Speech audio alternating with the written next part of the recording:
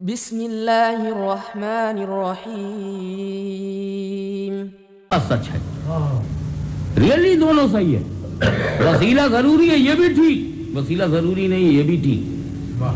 اور جب دونوں ٹھیک تو جھگڑا کرنے کی ضرورت کیا، صرف سمجھ لو کہ دونوں ٹھیک۔ کیسے دونوں ٹھیک؟ ایک بات بتاؤ، حضرت اس چھت پر جانے کے لیے کوئی راستہ ہے؟ اس چھت پر یہاں پر آنے کے لیے 2 سیڑھی ہے، 1 2، اور چھت پہ جانا ہو تو 12-14 سیڑھی ہوگی۔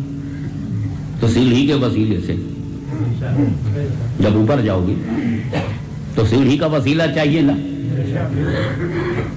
اور اوپر جانا ہے تب لفٹ کا وسیلہ لو۔ 50 منزلے پر جانا ہے، 50 فلور، تو لفٹ کا وسیلہ لو۔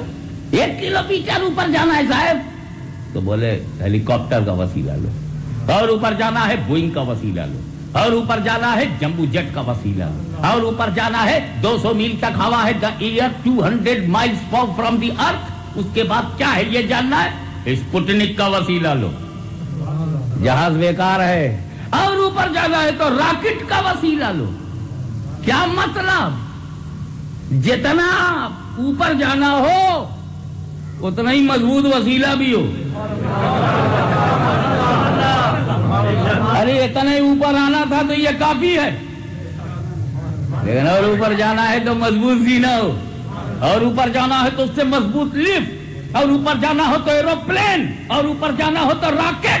جتنی اونچائی اتنی مضبوطی۔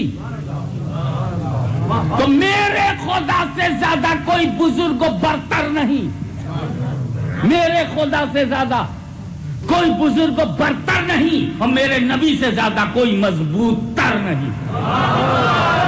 آج کا جو ٹاپک ہے یہ ایک برننگ ٹاپک ہے، یہ ایک اختلافی مسئلہ ہے، اور یہ وہ مسئلہ ہے جس پر پوری عمارت کھڑی ہے مذہب اور مسلک کی۔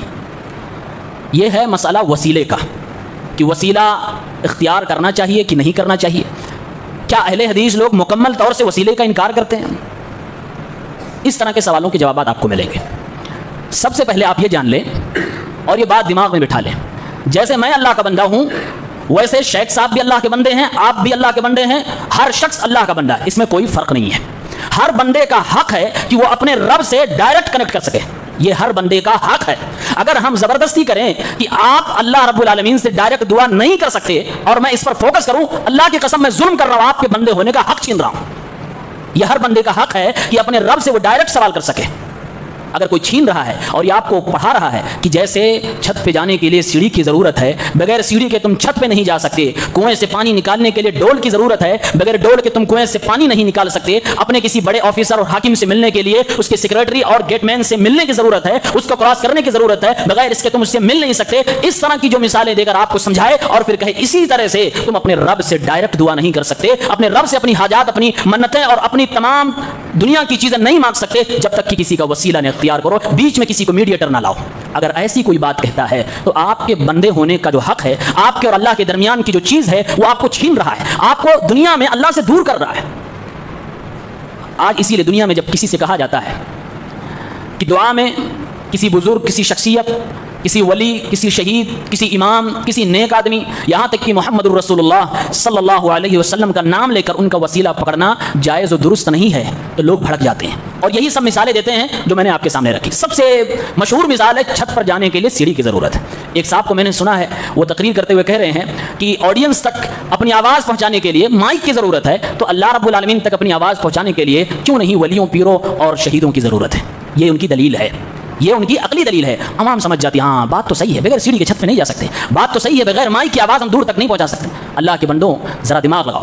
اس کے اوپر میرا جواب ہے کہ جب کسی نے یہ کہا جیسے سیڑھی کے بغیر چھت پہ نہیں جا سکتے، ڈول کے بغیر کنویں سے پانی نہیں نکال سکتے، آفیسر سے مل نہیں سکتے جب تک کہ اس کے اسسٹنٹ سے ٹائم نہ لے لیں، میرے بھائیوں آپ نے دنیا کے لوگوں کا اور دنیا کی چیزوں کو اللہ رب العالمین سے کمپیئر کر دیا، اور اس کو تو قرآن میں اللہ نے باقاعدہ منع کیا ہے۔ سورہ شورى کی آیت نمبر 11 میں اللہ نے کہا ہے لیس کمثلہ شیء وہو السمیع العلیم، اللہ کی طرح کوئی نہیں ہے، اللہ سننے والا ہے اور جاننے والا ہے۔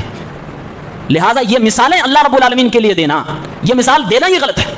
بلکہ اگر انسان یہ عقیدہ رکھ لے کہ جس طریقے سے دنیا کے کسی حاکم، کسی بادشاہ، کسی آفیسر سے ملنے کے لیے ہمیں اسسٹنٹ یا کسی اور میڈیٹر کی ضرورت پڑتی ہے، ایسے ہی اللہ رب العالمین تک ہم ڈائریکٹ نہیں پہنچ سکتے جب تک کہ بیچ میں کسی میڈیٹر کو نہ لائیں. یہ شرک کر رہا تھا انسان.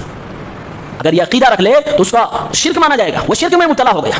آپ اس مسئلے کی نزاکت کو سمجھیں، کتنا سینسٹیو مسئلہ ہے اور مسلمانوں کا اکثر و بیشتر حصہ اس میں مبتلا ہے. لوگ اس کو شریعت مان رہے ہیں، کہتے ہیں یہ میرا عقیدہ ہے، یہی ہمارے مسلک کی جان ہے، اور حقیقت میں اگر اس کو ختم کر دیں سارے مزار ختم ہو جائیں گے، ساری خانقاہیں ختم ہو جائیں گی. ساری خانقاہیں اسی پر چل رہی ہیں، سارے دھندے اسی بنیاد پر چل رہے ہیں، کیونکہ اللہ تک پہنچنے کے لیے آپ کو مزار جانا پڑے گا، اللہ تک پہنچنے کے لیے آپ کو شہیدوں کے دربار میں حاضری دینی پڑے گی. ایسا دنیا کو پڑھا دیا گیا ہے.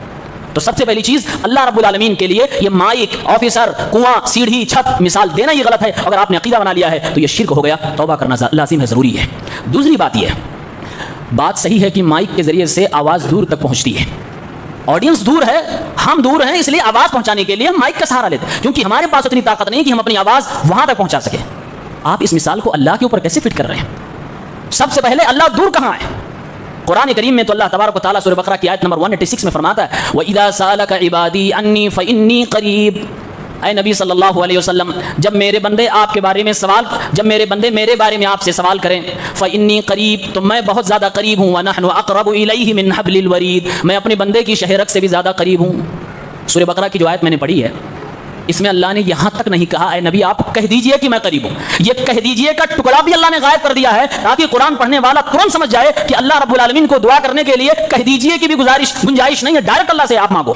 اللہ کہہ رہا ادعونی استجب لکم، اے میرے بندوں مجھے پکارو میں تمہاری دعائیں قبول کروں گا. اللہ رب العالمین رات کے آخری پہر میں آسمانی دنیا پہ آتا ہے اور آواز دیتا میں یدعونی، کون ہے جو مجھے بلائے میں اس کی دعا قبول کروں گا، کون ہے جو اپنی مصیبتیں لے کر مجھے پکارے میں اس کی مصیبتوں سے اسے چھٹکارا دوں گا. اللہ رب العالمین کہتا مجھے پکارو ادعونی استجب لکم. دنیا میں لوگ جو اپنے آپ کو اللہ والا، اللہ کا ولی کہلاتے ہیں، وہ دنیا والوں کو سمجھا رہے ہیں تم اللہ کو ڈائریکٹ نہیں پکار سکتے، تم پہلے میرا سہارا لو، تم میرے حوالے سے اللہ رب العالمین کو پکارو تب اللہ تمہاری سنے گا.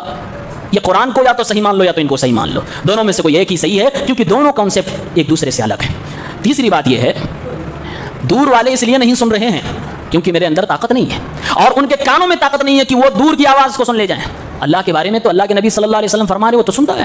اللہ عرش کے اوپر مستوی ہے لیکن زمین کے کسی بھی چپے پہ، کسی بھی سیارے پہ، چاند پہ اگر کوئی انسان جائے وہاں سے اللہ کو پکارے تب بھی اللہ سنے گا. کسی بھی سیارے پہ انسان چلا جائے وہاں سے اللہ کو پکارے تب بھی اللہ سنے گا. چھوٹی سے چھوٹی مخلوق چونٹیوں کی آواز کو بھی اللہ سن رہا ہے. چونٹیوں کے چلنے کی جو پیر کی جو تھوڑی سی آواز ہو سکتی ہوگی وہ بھی اللہ سن رہا ہے. میرے رسول صلی اللہ علیہ وسلم فرماتے ہیں، صحیح بخاری کتاب المغازی کی روایت ہے 4205، اللہ کے نبی نے فرمایا انکم لا تدعون اصم ولا غائبا، اے میری امت کے لوگوں تم کسی گونگے کو، کسی غائب رب کو نہیں بلا رہے ہو، کسی غائب رب سے، گونگے رب سے دعا نہیں کر رہے ہو.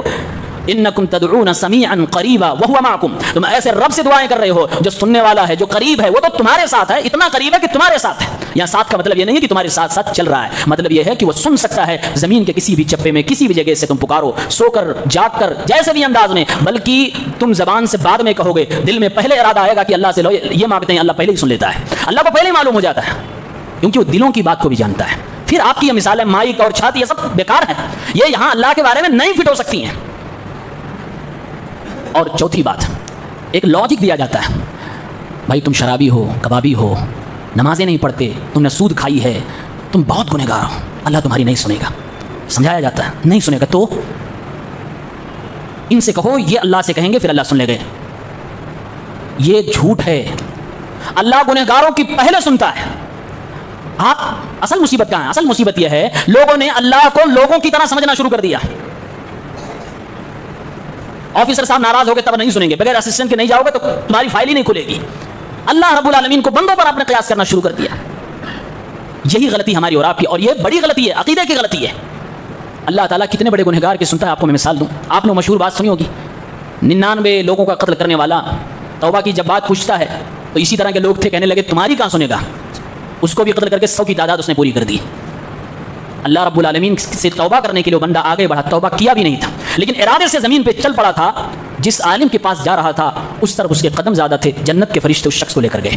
اللہ رب العالمین نے 100 لوگوں کے قاتل کو بھی معاف کیا ہے، اس کے دل کی دھڑکنوں کو بھی سمجھا ہے اور اسے اللہ رب العالمین نے بخش دیا ہے. السلام علیکم. ویڈیو پسند آنے پر اپنے دوستوں کے ساتھ واٹس ایپ اور سوشل میڈیا پہ ضرور شیئر کریں. شرک، بدعت اور گمراہی سے باخبر رہنے کے لیے اہل حدیث علماء چینل کو ضرور سبسکرائب کریں. جزاک اللہ۔